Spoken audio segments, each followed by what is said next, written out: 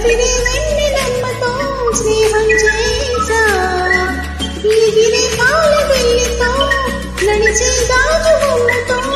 బంధం ముందు జన్మలో ఏమో బహుశా హోయినా హోయినా హోయినా హోయినా హోయినా హోయినా